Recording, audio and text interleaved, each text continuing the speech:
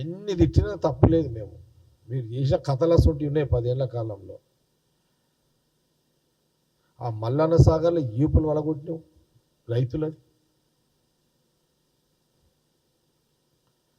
మల్లన్న సాగర్లో ఏం దుర్మార్గం అండి అది. మల్లన్న సాగర్లో దుర్మార్గమైన పరిపాలన, నికృష్టమైన పరిపాలన, ఒక దౌర్జన్యమైన పరిపాలన. ఇంత దుర్మార్గమా 10 ఏళ్ల కాలంలో? ఆ రోజు మేము అప్పుడు మల్లన్న సాగరు రైతులు ఏం అప్పుడు మా నర్సారెడ్డి ఏం దెబ్బలేవి. సరే ప్రతాప్ రెడ్డి కూడా ఈపులు వలగొట్టారు, ఆయనేమో మళ్ళీ ఆడే పోయిండు, కానీ ఆడే ఉన్నాడు. ఇప్పుడు ఆయన అప్పుడు మాయంబడి ఉండే. అది కొట్టుడా పోలీసు వాళ్ళు ఒక్కొక్క వ్యక్తి మీద 30 మంది కానిస్టేబుల్ లాఠీలతో కొడితే ఈపులు వాసిపోయినాయి ఒక్కొక్కరికి.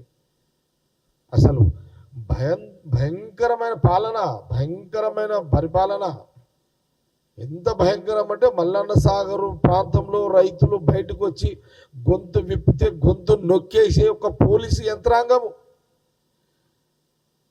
నీచమైన పరిపాలన. అసలు రైతులను గజ గజ గజ గజ వణికిచ్చిన పరిపాలన.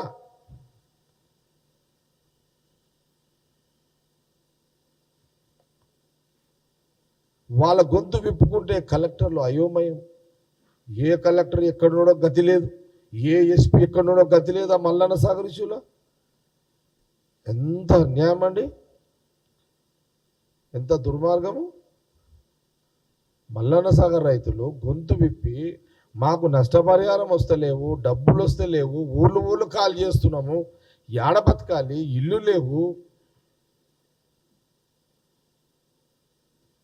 ఆ రోజున జిల్లాలో నేను కానీ దామోదర్ రాజనరసింహ గారు కానివ్వండి, కోర్టుకు పోవడం కానివ్వండి, లేకపోతే అప్పుడు రేవంత్ రెడ్డి,